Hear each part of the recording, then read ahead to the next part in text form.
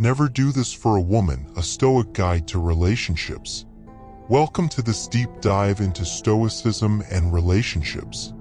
If you've been online lately, you've probably seen the posts, "If you're too good to your girlfriend, you're weak." Or maybe, "Women don't want nice guys." These ideas are all over social media, often wrapped in toxic masculinity or oversimplified dating advice. But are they true? Does being a good man make you less attractive, or is there a deeper misunderstanding here? We're using Stoic philosophy, wisdom from thinkers like Marcus Aurelius, Seneca, and Epictetus to cut through the noise. I've been in relationships where I gave my all only to see them end, not because I was too good, but because of other factors. Stoicism teaches us to focus on what we can control, like our actions and values, and let go of what we can't, like others' choices. So, let's explore what it means to be a good man in relationships, why some behaviors backfire, and how Stoicism can guide us to healthier connections. Buckle up, this is going to be a practical, no-nonsense guide. Let's start with the claim: being a good man to your partner makes you weak. This idea is pushed hard online. Think TikTok rants or YouTube alpha male channels. They argue that doing too much for a woman, being kind, supportive, or attentive, makes you a pushover. But Stoicism disagrees. Seneca, the Roman philosopher, said, "It is in our power not to want what we don't have, but to make good use of what we do have." Being a good man isn't about chasing approval or giving endlessly without reciprocation. It's about living with virtue, wisdom, courage, justice, and moderation.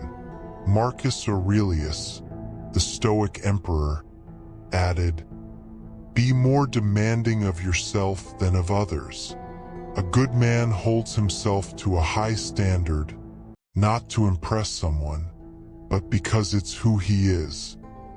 So why the disconnect? The problem isn't goodness, it's misunderstanding what good means. Some men think being good means being a doormat, always saying yes, ignoring their own needs, or tolerating disrespect. That's not goodness, that's weakness. A Stoic good man is kind but firm, generous but self-respecting. He gives because it aligns with his values, not because he's desperate for love. Picture this: you're dating someone and you go all out, planning dates, sending sweet texts, always being available. But she starts pulling away. The internet might say, "You're too nice." But Stoicism asks, are you acting from virtue, or are you seeking validation? If you're giving to control her feelings, you're not in control of yourself, you're chasing an external outcome. That's where things go wrong. Let's define a Stoic good man. Stoicism teaches that virtue is the only true good. Wisdom means understanding what's in your control. Courage means facing challenges head-on. Justice means treating others fairly.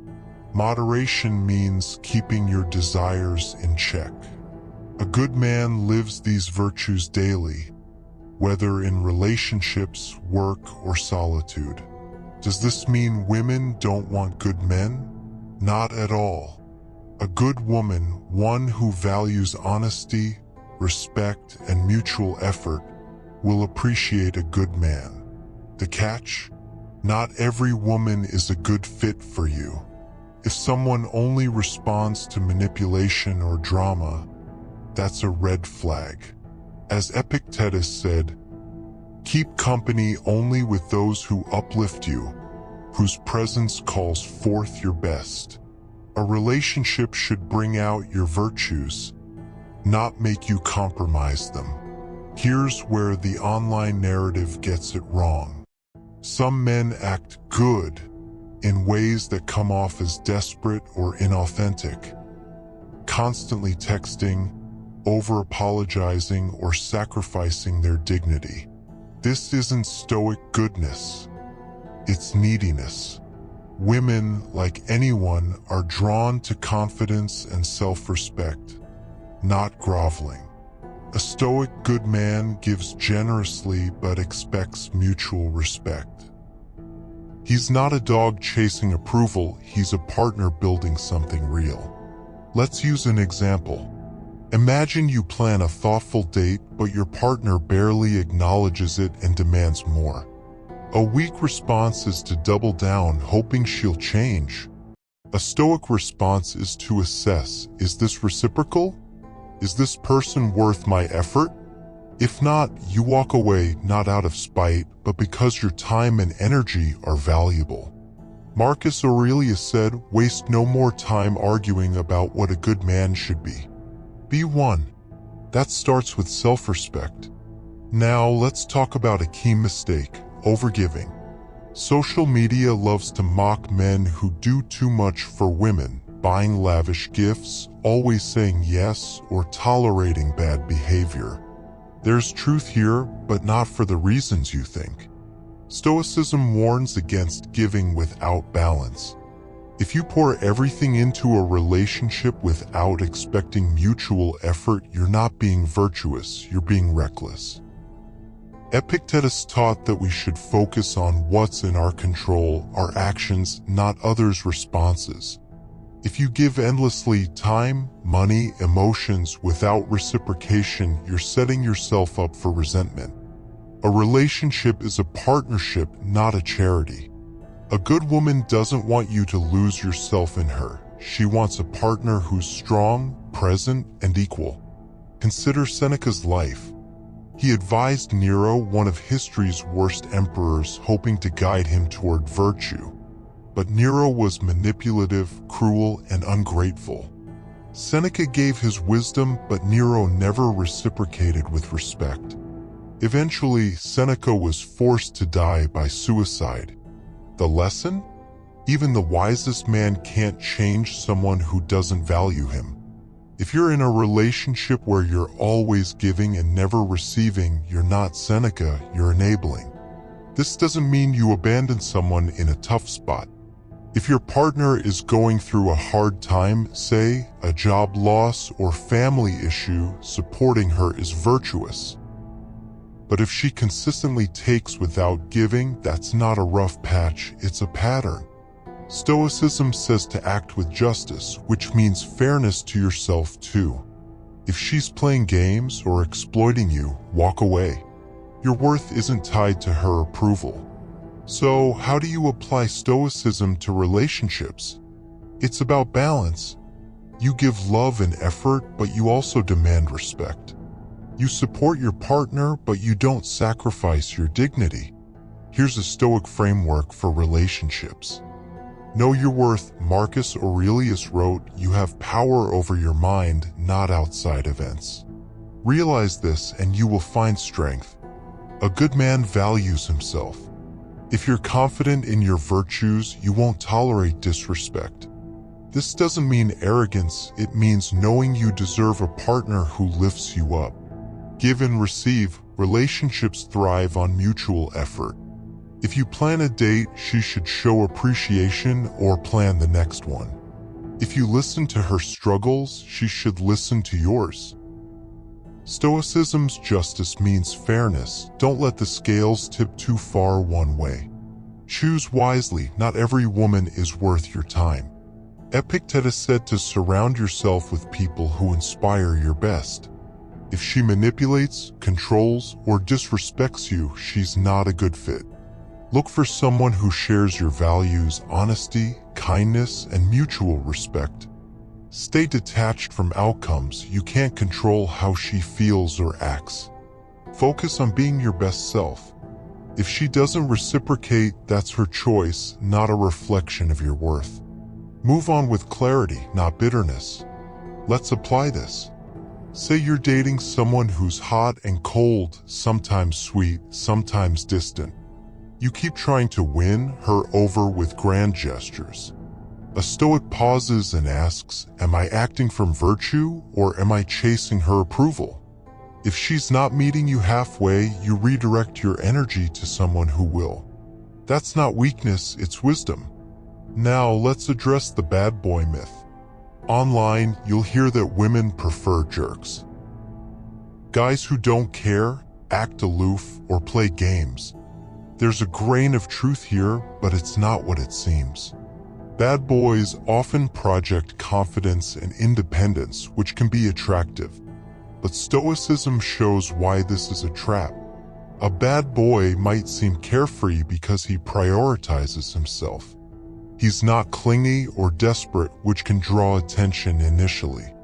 But here's the catch, true bad boys are selfish. They don't care about the woman or the relationship, just their own desires. Over time, this becomes clear. A good woman sees through the facade and leaves. Contrast this with a Stoic good man. He's confident not because he's selfish, but because he's grounded in virtue.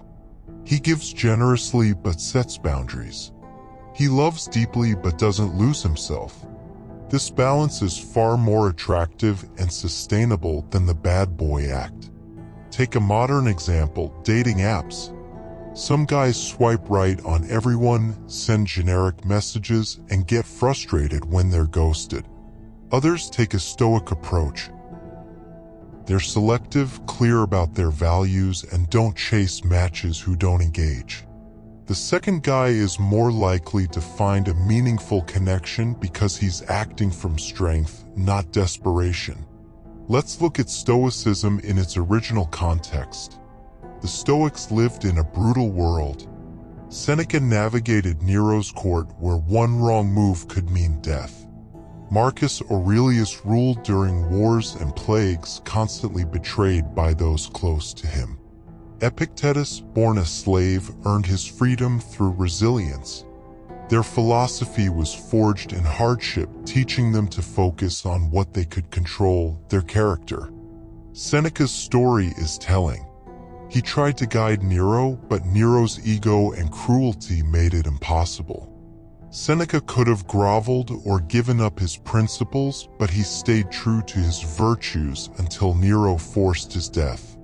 This shows the Stoic balance: give your best, but know when to walk away.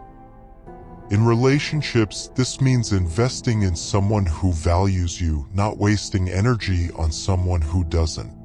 Marcus Aurelius faced similar challenges. His wife was rumored to have affairs, his son was a disaster, and his empire was crumbling. Yet he wrote, "Do every act of your life as if it were your last." This wasn't about giving up, it was about acting with purpose, even in chaos.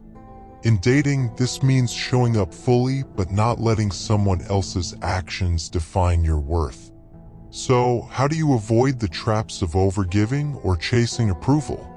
Here's a Stoic playbook for relationships. Practice self-reflection. Each day, ask, am I acting from virtue or insecurity? Journaling, as Marcus Aurelius did, helps you spot patterns. Are you giving too much?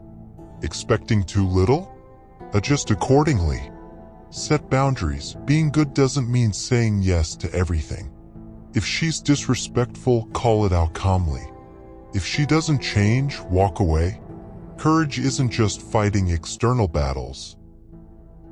It's standing up for yourself. Choose character over looks. A beautiful face doesn't guarantee a good heart. Look for kindness, honesty, and mutual effort. As Seneca said, choose those who make you better. Embrace rejection. Not every woman will want you, and that's okay. Epictetus said, you can't control others' opinions. Focus on being your best self, and the right person will see your value. Balance emotion and reason. Stoicism isn't about suppressing feelings. Love her, support her, but don't let emotions cloud your judgment. If she's not reciprocating, reason guides you to move on. Let's wrap with a scenario. You're in a relationship and she's always canceling plans or dismissing your efforts.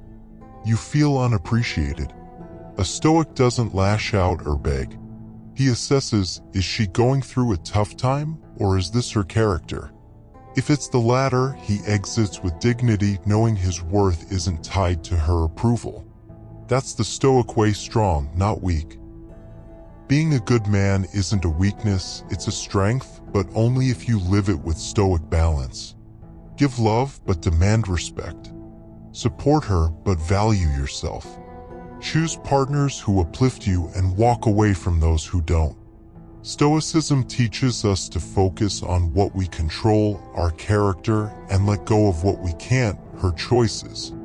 Thanks for joining me on this journey through Stoicism and relationships. What do you think? How do you balance being a good man with self-respect? Share your thoughts in the comments or wherever you're listening. If this resonated, hit that like button, subscribe, and share it with someone who needs to hear it. Until next time, live with virtue, love with strength, and keep fighting for what matters.